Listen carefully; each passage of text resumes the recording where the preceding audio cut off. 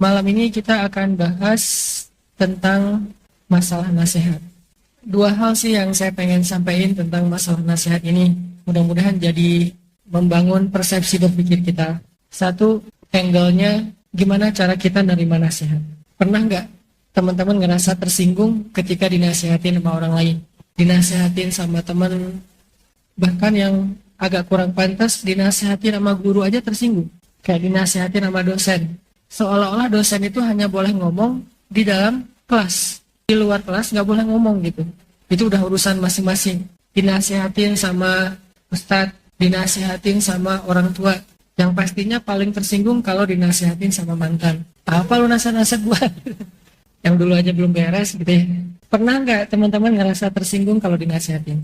Walaupun ekspresi tersinggung itu, jelas suaranya? Walaupun ekspresi tersinggung itu beda-beda. Ada yang tersinggung, diem. Ada yang tersinggung, ngebales. Dinasehatin, bales nasihatin. Lo juga gitu. Lo kemarin gini-gini ceritain. Itu namanya apa? Tajassus. Mencari-cari kesalahan. Kan tadi ayatnya, wala tajassasu. Janganlah kalian mencari-cari kesalahan. Karena nggak usah dicari juga udah nemu. Manusia itu nggak usah dicari kesalahannya pasti nemu. Apalagi dicari, lebih nemu lagi tuh. Sampai ada kasus di zaman Umar bin Khattab. Saya pernah baca udah lama banget nih. Suatu saat Umar itu pernah jalan terus ngeliat ada orang yang ngelakuin kesalahan. Cuman dia ngelihatnya tuh kayak agak ragu-ragu. Jelas nggak ya? Jelas dari kejauhan. Dan waktu itu tidak ada orang lain yang menjadi saksi, cuma Umar sendiri. Akhirnya kasus itu didiamin sama Umar. Sampai ada orang-orang kemudian mengeluh.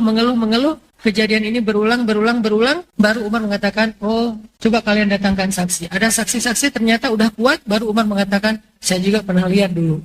Orang-orang tanya, kenapa gak ngomong dari awal? Karena saya tidak mau menyebutkan kesalahan yang belum pasti.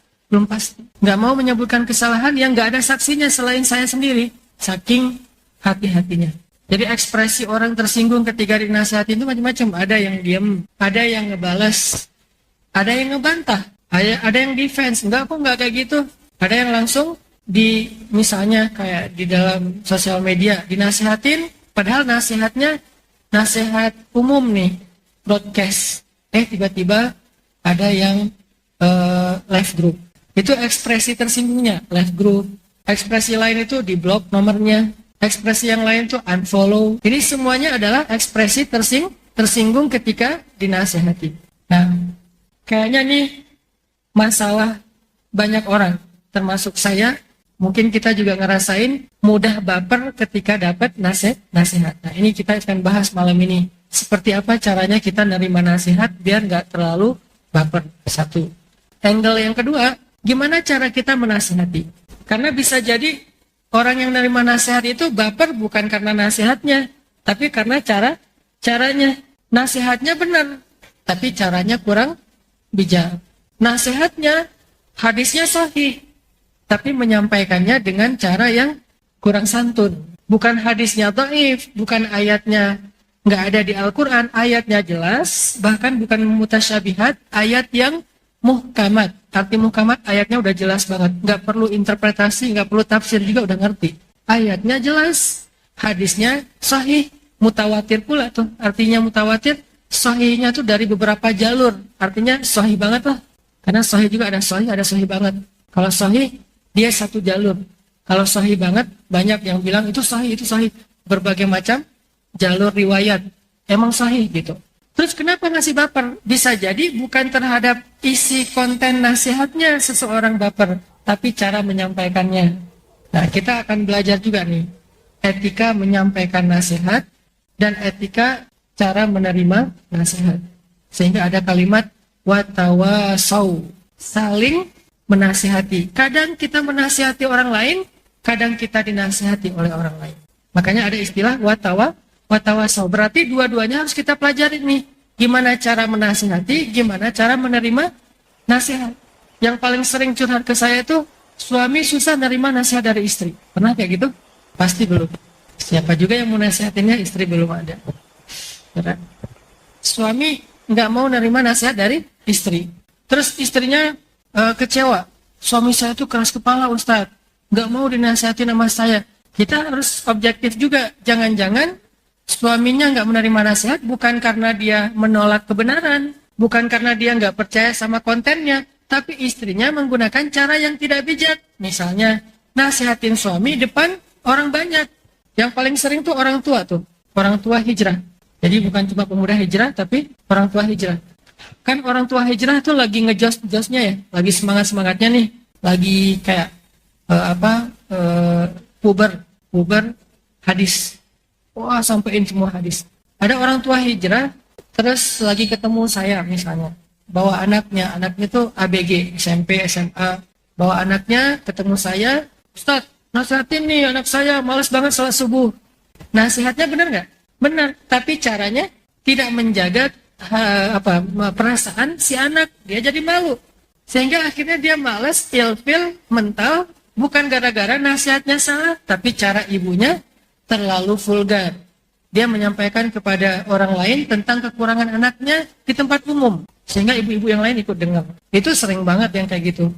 Atau kita ngomongin, nasihatin teman kita di tempat umum juga, tapi jelas gitu maksudnya dia. Nah ini juga, apalagi curhat di tempat umum kan, kayak di sosmed curhat, lo bukan segalanya buat gua sekarang misalnya, itu kan kayak pergi saja kau gitu. Apalah bahasa-bahasa kecewa berat.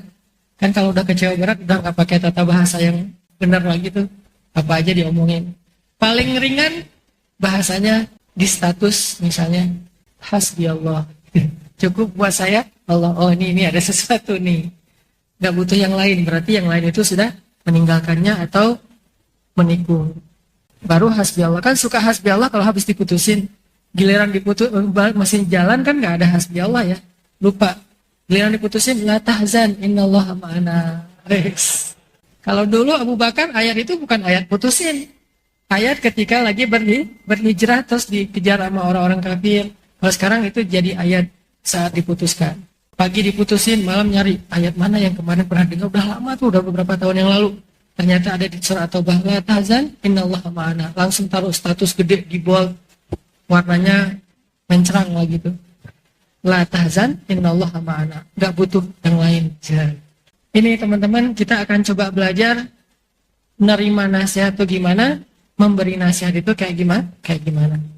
Nah, sebelum itu coba kita awali dulu dengan merenungkan ayat surat Al-Asr. Kayaknya ini gak perlu buka Quran ya. Al-Asr doang ya. Buka deh. Surat Al-Asr.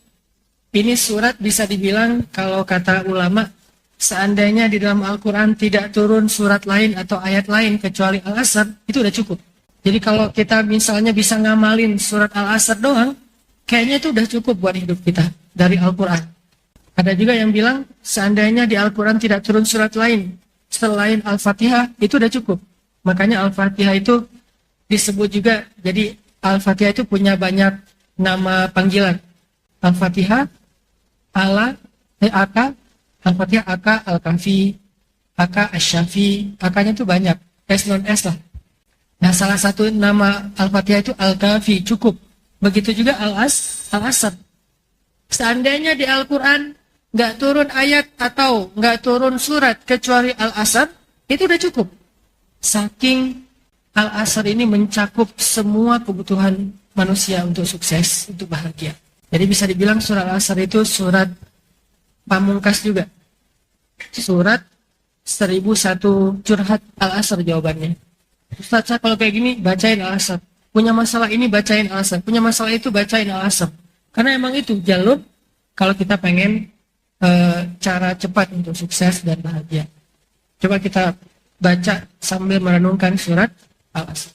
A'udzu billahi minasy syaithanir rajim. Silakan. Bismillahirrahmanirrahim. Wal 'ashr. Innal insana lafi khusr. Illa alladhina amanu wa 'amilus shalihat. Wa tawasaw bil haqqi wa tawasaw bis sabr. Wal 'ashr, demi masa sungguh manusia itu benar-benar berada dalam kerugian. Artinya kalau kita jadi manusia doang, kita bakalan rugi. Maksudnya apa? Kan banyak orang yang bilang manusiawi kan, gitu kan? Ketika misalnya dia tersinggung, manusiawi kan, baper, manusiawi kan, susah memaafkan, manusiawi kan, ngedendam, manusiawi kan, misalnya sakit hati, manusiawi kan, kalau saya marah, ya manusiawi. Tapi tahukah kita, banyak dari sifat-sifat manusiawi itu sebetulnya ngerugiin kita. Makanya Allah bilang, innal insana lafi khus. Pakai 2 kali penegasan tuh. 1 inna, kedua la. Innal insan, sungguh manusia itu lafi khus, benar-benar dalam kerugian. Kalau dia cuman menonjolkan unsur manusianya. Manusiawi dong kayak gini. Emang manusiawi, tapi manusia itu banyak ruginya. Manusia itu halu'a, idza massahu syarru jazu'a, wa idza massahu khairu manu'a, ajula, dha'ifa. Banyak tuh kerugiannya manusia. Terburu-buru. Gak sabar. Baru datang langsung, lu mau gak sama gua? Langsung kayak gitu, gak ada PDKT dulu, gak ada apa. Kenapa bisa gitu? Udah putus asa. Udah mungkin 15 kali ditolak, udahlah. Saya main cepat aja, lo mau nggak? Nggak mau. Lo, tanyain. Satu kelas ditanyain semua gitu ya. Ini ajula, terburu-buru. Dha'ifa, lemah. Tadi lemahnya itu maksudnya gampang baper.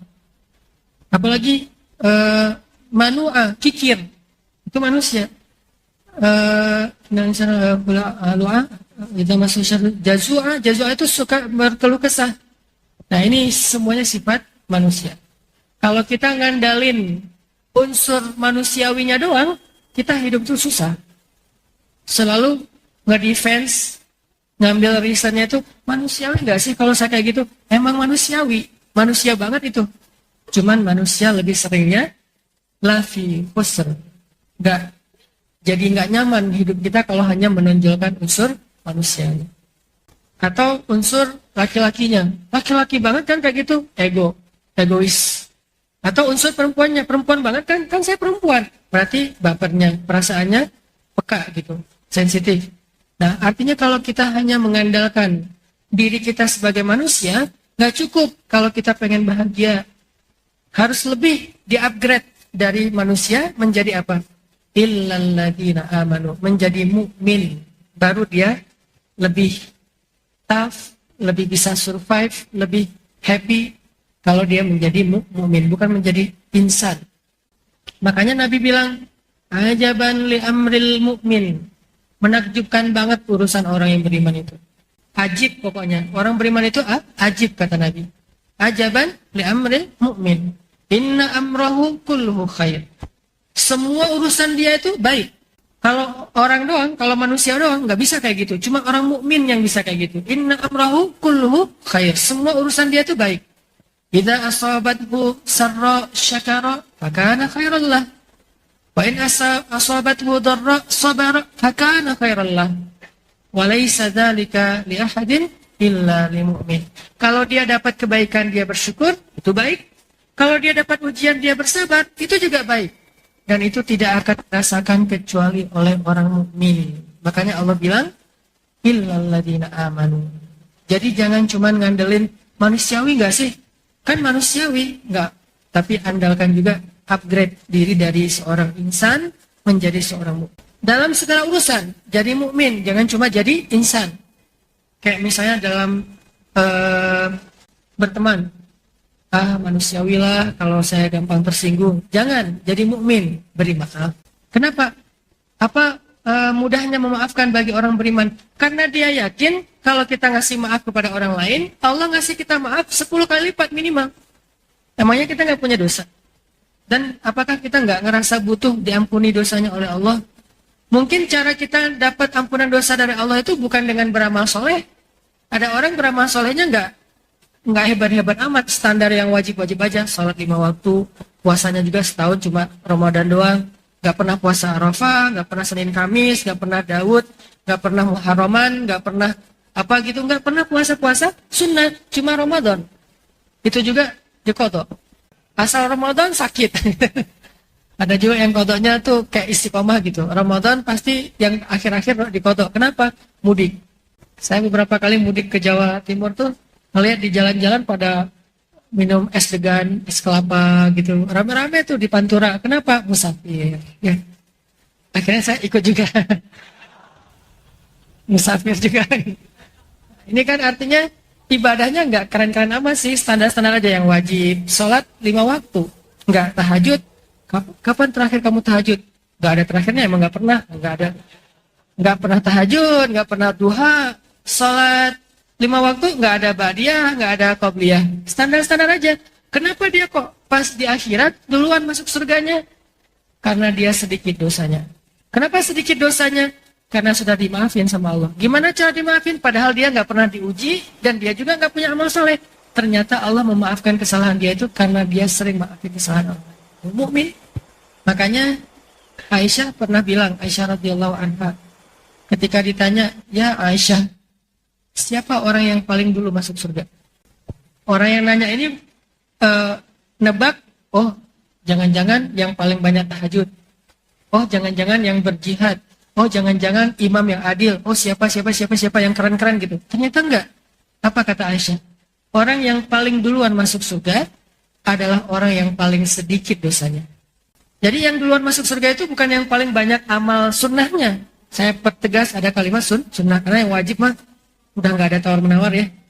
Orang yang paling duluan masuk surga bukan yang paling getol ibadah sunnahnya. Tetapi orang yang masuk surga duluan yang paling sedikit dosanya. Kita dengarkan azan dulu. Nanti mungkin isyaknya ditakhir teman-teman yang dirahmati Allah Subhanahu wa taala. Tadi di dalam surat Al-Asr Allah bilang ternyata kalau kita cuman mengandalkan diri kita sebagai manusia dengan segala sifat-sifatnya, kita itu bakalan lebih sering rugi, lebih sering mengeluh, lebih sering baper, lebih sering bete, lebih sering ilfil, lebih sering keras, lebih sering gampang marah. Kenapa? Karena insan banget, manusia banget. Innal insana lafihus. Terus gimana cara biar kita nggak mengalami banyak ruginya sebagai manusia? Nggak ngalamin bete yang berlebihan, marah yang sampai jadi fujur istilahnya, marah yang meluap-luap gitu, meledak-ledak. Gimana caranya kita biar jadi orang nggak gampang ngeluh? Berarti nggak cukup menjadi insan. Harus di-upgrade mental kita dari mental manusia menjadi mental seorang mukmin. Illalladzina amanu, kecuali orang beriman. Allah tegaskan lagi di surat Al-Mu'minun, qad aflahal mu'minun. Beruntunglah orang yang beriman. Banyak nanti lagi ayat yang lain.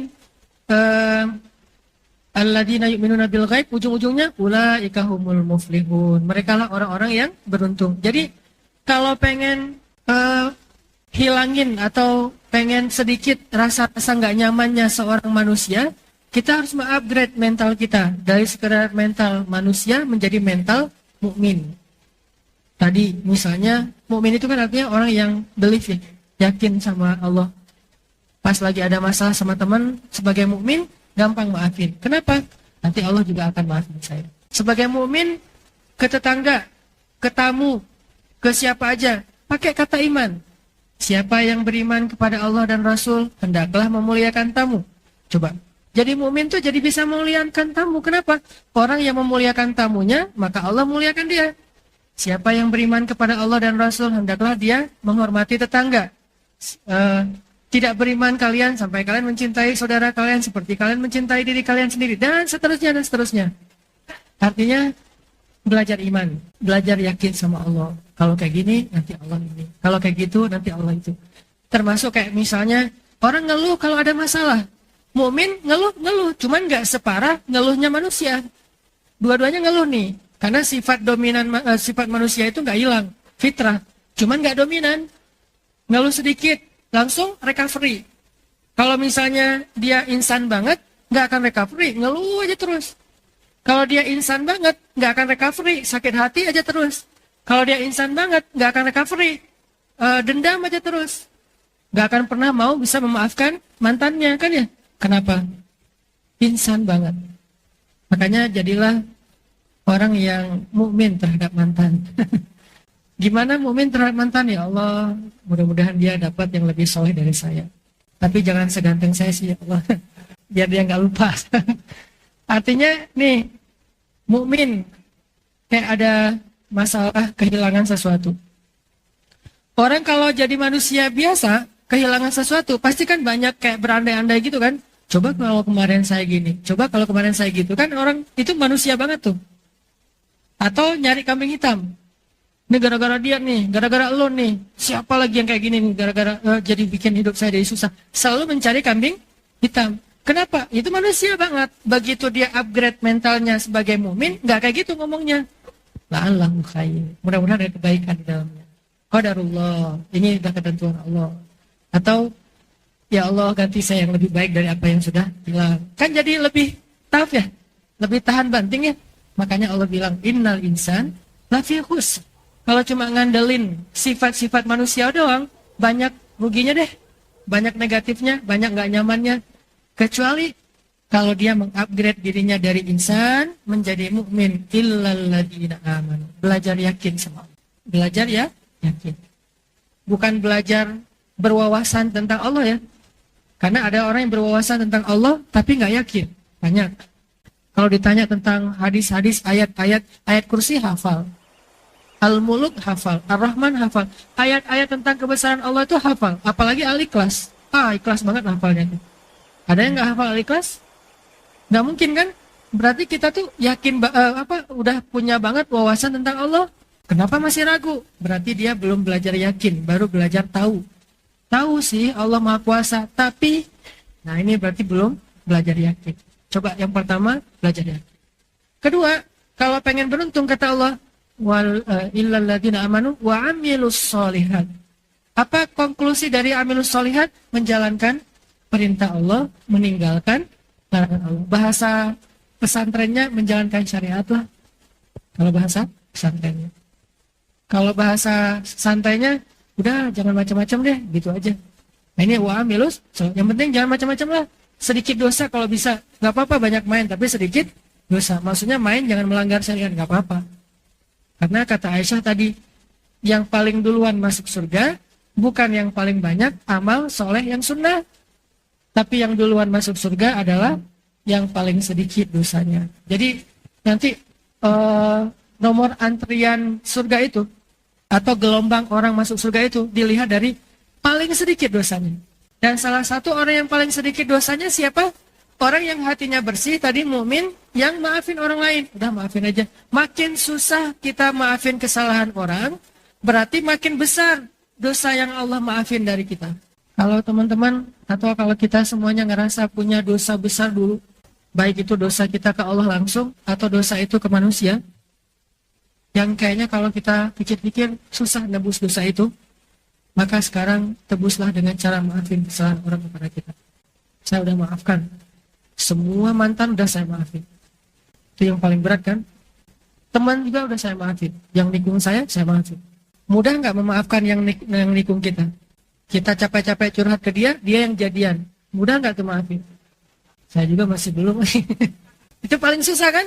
Nah, makin susah, berarti makin besar dosa kita yang dimaafin Allah.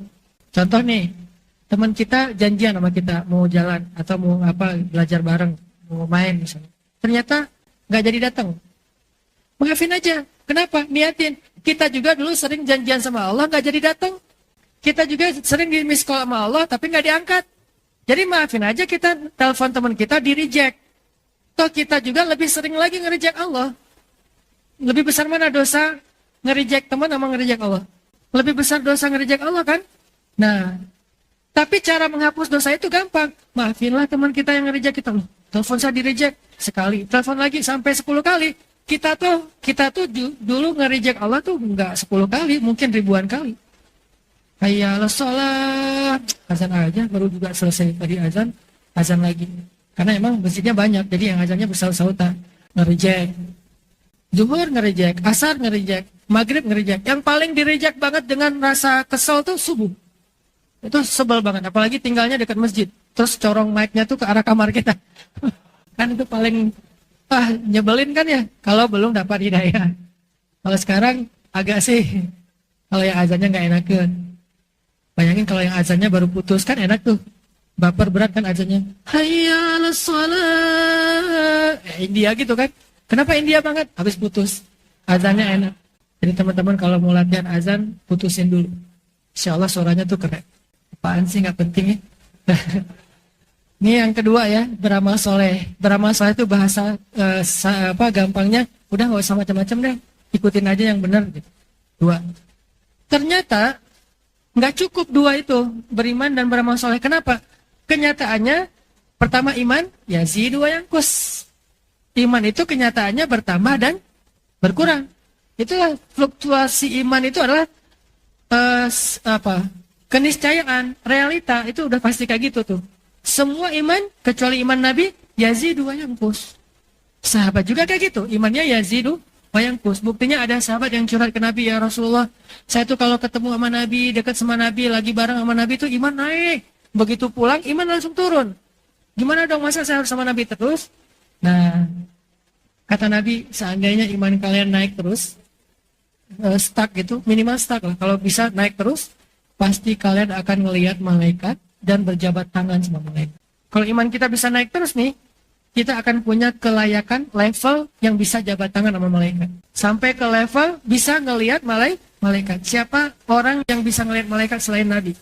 Maryam lagi nongkrong nih di mihrab, duduk. Lagi nongkrong di mihrab berzikir itu. Iman Maryam tuh nggak turun ya, naik terus, bahkan nggak flat. Jadi naik terus frekuensinya tuh. Hari ini lebih yakin daripada kemarin, lusa lebih yakin daripada hari ini. Terus naik sampai ke level apa? Ke level malaikat bisa ketemu sama Maryam, Jibril turun. Jadi bukan malaikat nggak mau nemuin kita kurang selevel sama malaikat. Siapa sih lu? Gitu. Kalau kita pengen ketemu malaikat, ini Mikail, ya. Berarti imannya harus naik terus nih. Kalau enggak, bisa ketemu malaikat Israel tapi. Nah makanya teman-teman, kata Rasul, kalau iman kamu naik terus, kamu akan bisa ngelihat malaikat dan kamu bisa jabat tangan sama malaikat, salaman, bayangin malaikat gitu ya. Cuman kan kata Nabi, walakin sa'atan fasa'atan. Ada waktunya naik, ada waktunya turun. Sa'atan fasa'atan. Itulah realitas dari iman.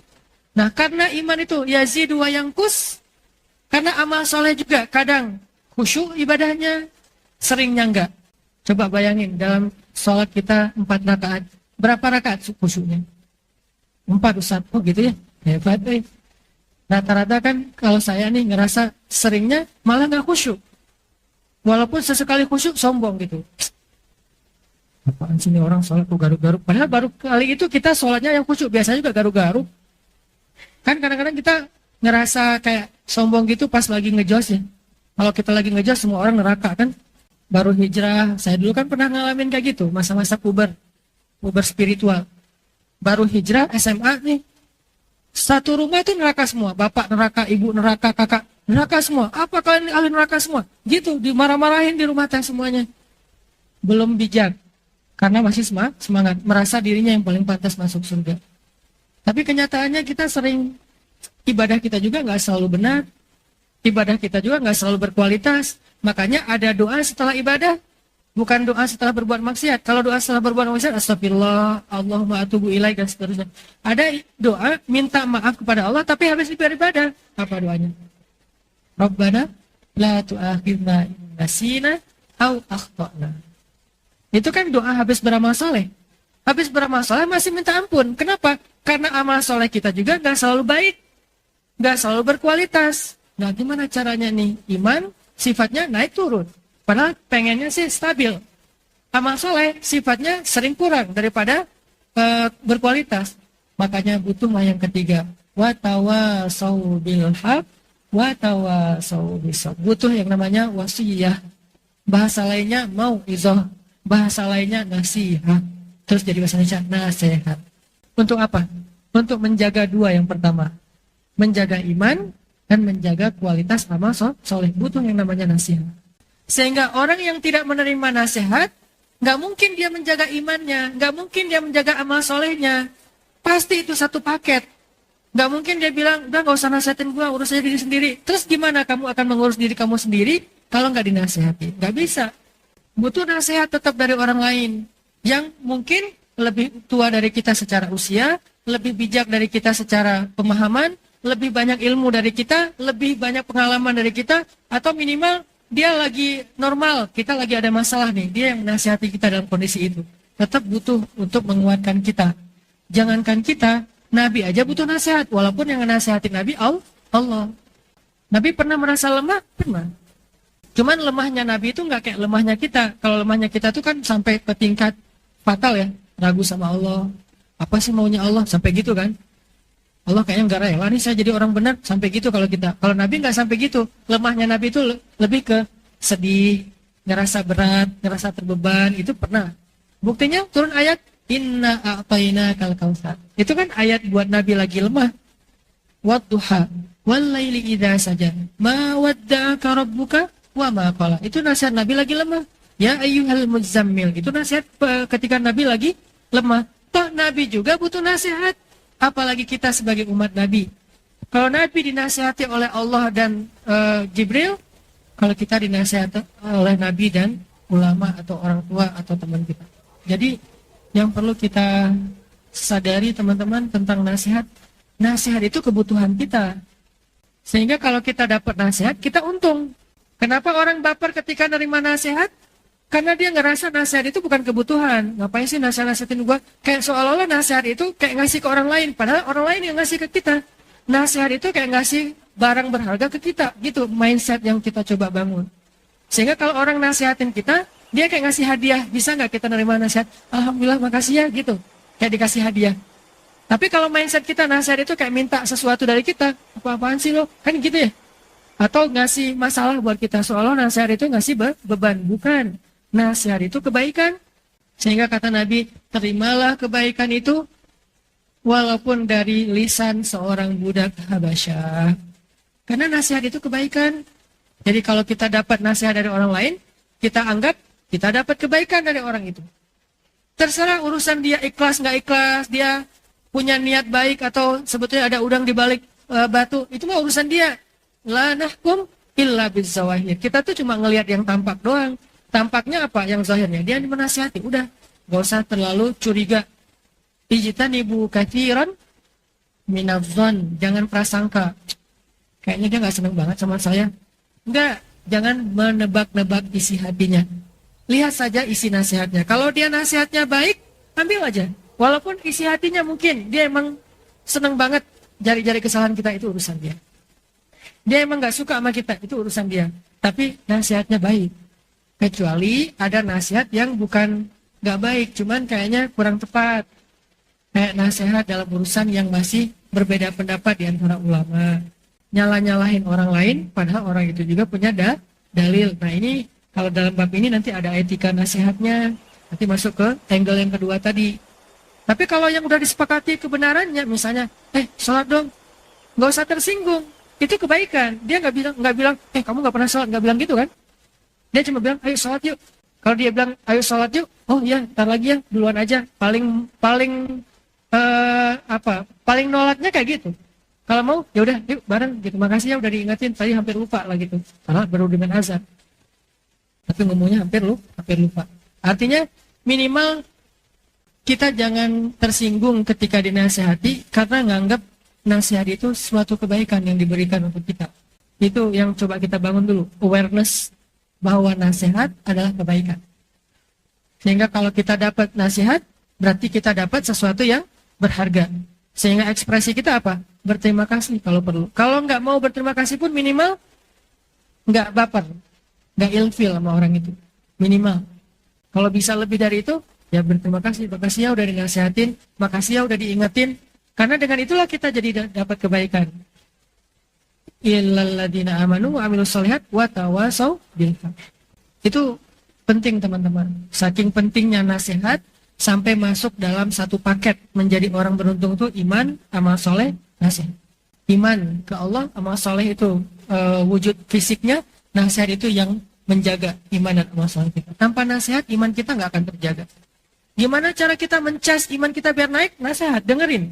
Booster, lewat sosial media, hadir dalam majelis ilmu, minta nasihat dari orang soleh, minta nasihat dari orang tua, minta nasihat dari teman. Itu yang ngecas iman kita. Amal soleh juga gitu. Kadang-kadang amal soleh kita ada yang nggak benar nih. Kasih tahu, itu wudunya belum benar. Ada yang silap. Apa yang silapnya? Tadi ngebasuh tangan nggak sampai ke siku misalnya. Oh ya makasih udah diingetin, jangan baper. Masalah budaya di masyarakat kita kan kalau dinasihatin kayak dimarahin ya.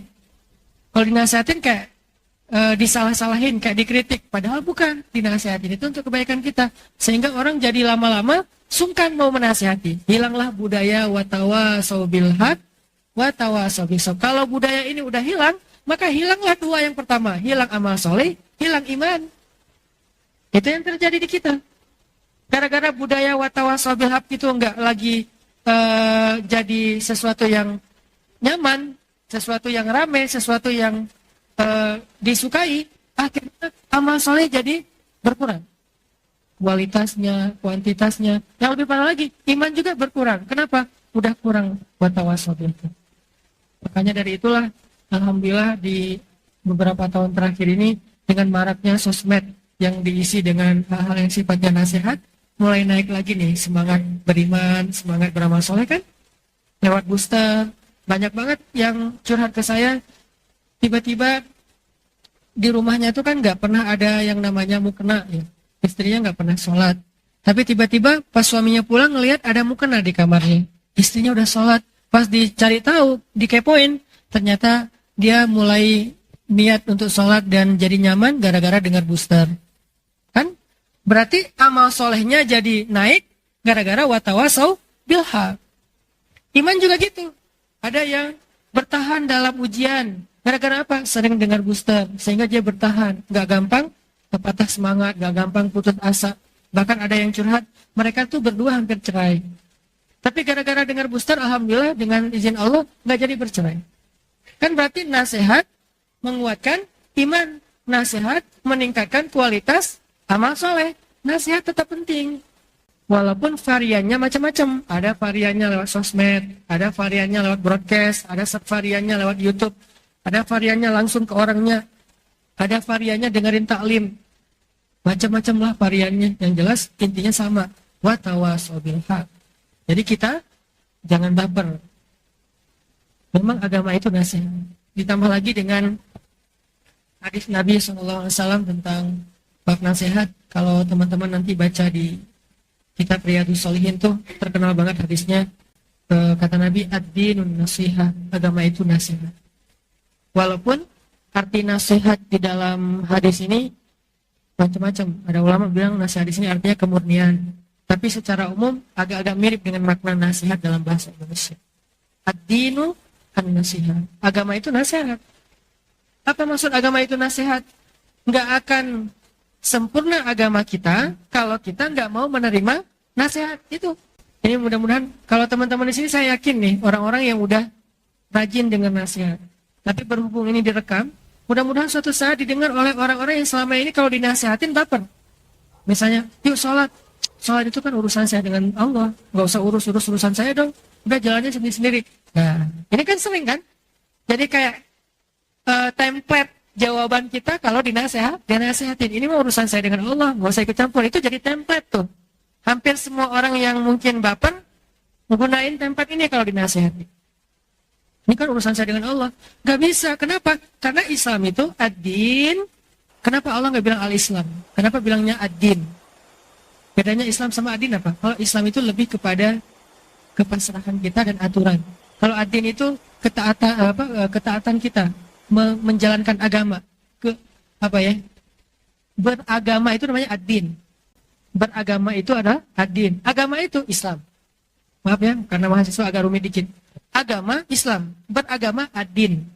Makanya innad dina indallahil Islam. Kalau beragama itu dengan Islam, maksudnya gitu. Apa agama? Islam. Gimana beragama? Ad-din namanya. Nah, Nabi mengatakan ad-din, kalau kita mau beragama, maksud beragama menjalankan agama dengan baik, nasihat. Harus dengan nasihat. Harus mau mendengar nasihat. Kalau kita nggak dengar nasihat, nggak akan bisa kita beragama dengan baik. Kalau ada yang mengklaim, udah ini urusan saya dengan Allah aja, nggak usah nasihatin, nggak usah ikut campur, pasti dia nggak akan baik hubungannya dengan Allah. Pasti itu. Emang kamu tahu saya kayak gimana? Nggak mungkin dia bisa menjalankan agama dengan baik kalau dia nggak mau dinasihati. Nggak mungkin. Karena bukan kayak gitu konsep agamanya. Ini konsep nih, bukan persepsi ya. Bukan katanya, bukan cenah. Tapi emang konsep agama Islam kita, ad-din an-nasihat. Agama itu ya nasihat. Berarti dia termasuk di antara hal yang prinsip dalam agama, nasihat itu teh. Kepada siapa? Kepada Allah, kepada Rasul, kepada pemimpin, kepada semua umat Islam. Kalau kepada Allah maksudnya taat, kalau kepada Rasul maksudnya ngikutin, kalau kepada pemimpin nasihat di sini artinya membantu atau memperbaiki. Jadi kalau pemimpin mulai dari tingkat paling kecil, pemimpin rumah tangga yaitu suami, sampai yang paling tinggi yaitu presiden, nggak mau dengar nasihat, nggak mungkin bisa menegakkan din, nggak mungkin menjadi soleh, nggak mungkin menjadi baik, nggak mungkin kalau nggak mau dengar nasihat, terutama nasihat orang yang berilmu yaitu ulama.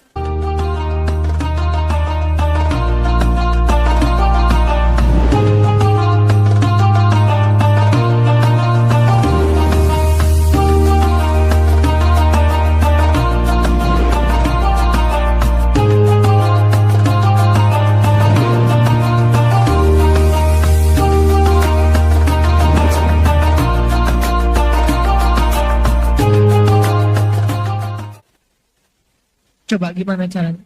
Presiden, baik presiden negara maupun presiden rumah tangga, kalau nggak pernah datang ke ustadz, ke ulama minta nasihat, nggak mungkin dia bisa menegakkan agama di dalam kekuasaannya. Nggak usah negara, rumah tangga aja nggak mungkin. Apalagi negara yang lebih besar dan lebih rumit ya. Rumah tangga aja. Kalau seorang suami nggak pernah belajar, nggak pernah datang ke ulama minta nasihat sebagai suami, itu nggak mungkin bisa mendidik keluarganya menjadi keluarga yang baik. Nggak mungkin. Zuriyah thayyibah itu nggak mungkin. Makanya seorang suami, seorang ayah, seorang imam, dia butuh nasihat, dia butuh mentor, dia butuh konsultan, dia butuh ulama, murabi yang ngenasihatin dia. Dan dia dengar, bukan cuma sekadar gaya-gayaan. Ini guru spiritual gua loh, bukan gaya-gayaan ya. Tapi dia dengar gitu, dan gurunya itu orang yang berilmu. Dengerin. Tapi kalau ada pemimpin yang nggak mau dengar ulama, ulama hanya dijadikan sebagai kayak gimmick dalam kekuasaannya. Ulama itu cuma jadi kayak sekedar lukisan di galeri seninya yang menghiasi sebuah perjalanan kekuasaan selama 5 tahun misalnya, itu nggak bisa. Makanya ketika salah satu nih ya, rahasia Khalifah Islam yang kelima, yang adil, dia sukses 2 tahun, mengangkat ekonomi masyarakatnya dari